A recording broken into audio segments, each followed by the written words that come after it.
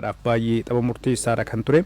Liverpool dursee waancaa Premier League England bara kanaatiin ala ta'uu isaa mirkaneeffateeti kan jiru. Faallaa kanaatiin Champions League bara 2024-25 irrattiin akka hirmaatu dursee beekeeti kan jiru kilabiin kuni. Kaleessa murkii taasisan kanaan taphni eegalamee daqiiqaa lammaffaa irrattiin Emiliano Martinez goolii eegaan Aston Villa kubbaa Harvey Elliott gara gooliitti yaalee taphattoota xiqqoodhaan tuqameet kan ture. Haa ta'u malee Emiliano Martinez erga qabeen booda gallakkisuu isaatiin gooliin kun kan galte. Liverpool dursuu kan eegalee daqiiqaa 23ffaatti ammoo Cody Gakpoon goolii hawwattuu galchuudhaan 2-0 taasiseeti kan inni jiru. Yuri Tielemans daqiiqaa 12ffaa irrattiin goolii galcheeti kan inni jiru. Gakpoon goolii 2-1 kan inni taasise. Kubbaa Yuri Tielemans galche kun gaa Ole Watkins kubbaa kana qarqara gara bitaarraan qabatee erga seeniin booda duubattiin deebisuudhaan kan inni Yuri Tielemansiif kenne. Qobaasaa kan ture Yuri Tielemans haala namatti toluun fageenyarraa kubbaa kana galchuu isaatiin tokko qixa taasiseeti ture. Erga Cody Gakpoon 2-1 taasiseen booda taphichaan goolii galchuudhaaf yaaliiwwan hedduu taasisaatti turan gama lamaaniinuu taphattoonni jiran. Haa ta'u malee goolii galchuutii hin dandeenye. Kanaanis boqonnaa olaantummaa Liverpooliin 2-1 kan ba'anii boqonnaadhaan akkuma deebi'aniin garaagarummaa daqiiqaa 3 gidduutti ammas Liverpool goolii ittiin dursummaa isaa bal'ifatu galchee jira. Jeereel Kwaansaan daqiiqaa 48ffaa irrattiin kubbaa hawwattuu addaan itti bu'ee galcheeni kaleessa. Liverpool 3-1 Aston Villa dursaatii kan ture. Haa ta'u malee jijjiiramee kan seene Joan Duraan garaagarummaa daqiiqaa 3 gidduuttiin gooliiwwan 2 galchuudhaan kaleessa Aston Villaan 3 qixaan akka inni xumuru taasiseeti kan jiru. Daqiiqaa 85ffaattiin goolii hawwattuudha kan galche. Sarara peenaaliitiitii ala goolii galchee jira. Daqiiqaa 88ffaa irrattis kubbaa namatti toltu galchuudhaan kaleessa gam Aston Villaan Liverpool waliin 3 qixaan kan inni xumure. Aston Villaan Champions League Awurooppaa irratti hirmaachuudhaaf qabxii barbaachisu argateeti kan inni jiru. Aston Villaan taphoota 4 walitti aansee mo'amuurraa kan inni baraarame bara 1983 booda sadarkaa tokkoffaadhaan arfaffaatiin xumuruudhaaf imala taasisaatti jiru keessattis milkaa'eetii kan jiru.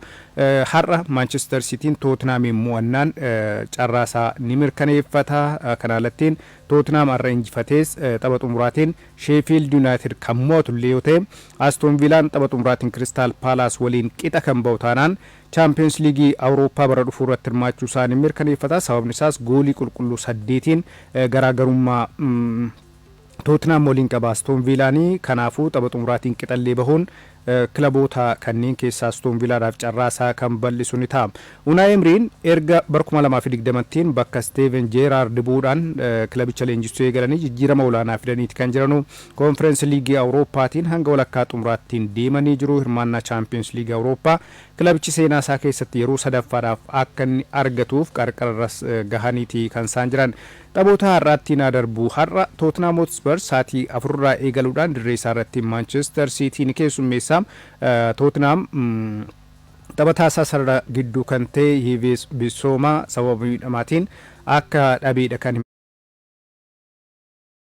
dandeenye BBC'n qabatee baheeti kan jiru. Richarlison taphataan lammii Biraazil taphoota 2 kilabichi kanaan booda taphatu irrattiin akka hin hirmaannes mirkanaa'eeti kan jiru. Gama Manchester Citytiin Jack Grealish dhukkubarraa waan bayyanateef tapha kanarratti ni hirmaata. Akkuma yaadannu tapha 4-0dhaan Fulham injifatan irrattiin taphataan kun osoo hin hirmaatin hafuunsaa kan yaadatamudha.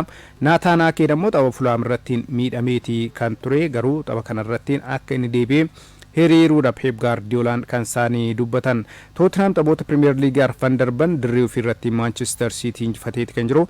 Taphoota arfaniinuu osoo gooliin irratti hin galin kan inni injifatee keessumattuu istaadiyeemii haaraa bara 2019tiin istaadiyeemii Tottenham Hotspur ittiin erga fayyadamuutii eegalee kilabichi Manchester City irrattiin olaantummaa guddaa fudhateeti kan jiru. Waancaa FA England qofaadhaan amajjii darbee Manchester Cityidhaan dirree ofii irrattiin kan inni mo'ame. Seenaa sana itti fufsiisamoo hin fufsiisu kan jiru har'a kan eegamudha. Tottenham taphoota Premier League England afur walittaansee erga mo'ameen booda sanbata darbe Burnley injifachuudhaan gara injifannootiin deebi'eetii kan jiru Ange Postecoglou kan leenjii Tottenham baranaa carraa mo'amuurraa ka'ee qabxii argachuutiin sadarkaa lammaffaa irratti kan argamu.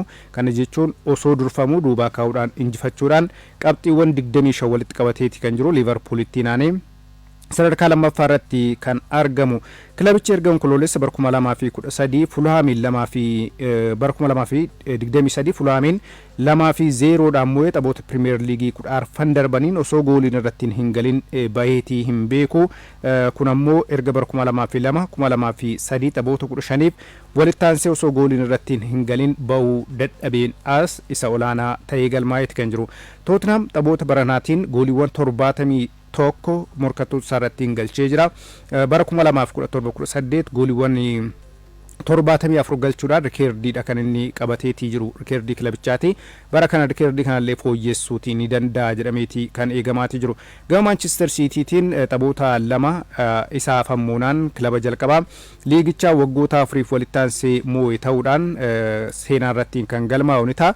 Taphoota 33 walittaansee osoo hin mo'amin rikeerdii kilabichaatiin imalaati kan jiru kilabni kun. Kana keessaa 21 Premier League Englandiin sadaasa darbee Aston Villaadhaan 1-0 kan mo'ame. Sanaan boodattiin garuu taphoota hundaan taphoota taphateen yeroo 27 injifatee 6 qixa bahuudhaan osoo mo'amin kilabni kun imalaatii kan jiru. Premier Leagueedhaan taphoota 7 darban walittaansee injifatee kan inni jiru.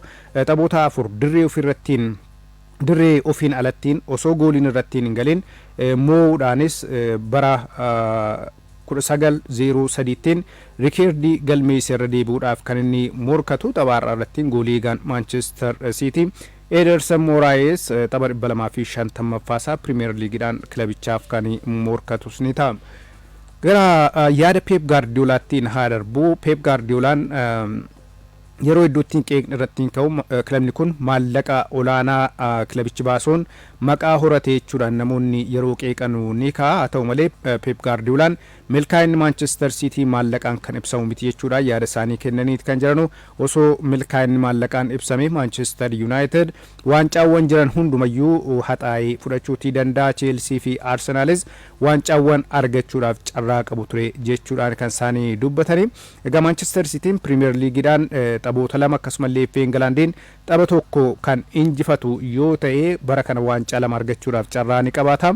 Taphoota 21 liigichaan osoo mo'amin 4 qofaa qixa bahuudhaan kan inni malaatii jiru. Taphoota 4 as dhiyoottiin taphate qofaa kan laalluute gooliiwwan 15 morkattoota isaa irratti galchuudhaan tokko qofaadha kan irratti galeetii jiru. Taphni har'a Tottenham waliin qabnu ulfaataadha jechuudhaan taphicha ibsaniitii jiru. Pep Guardiolaan maqaan dhimma maallaqaatiin wal qabatu kun osoo milkaa'inni maallaqaan kan ibsamu ta'e Manchester United, Chelsea, Arsenal waancaa hundumayyuu argachuudhaaf carraa qabu ture jechuudhaan dubbataniiti kan jiranu.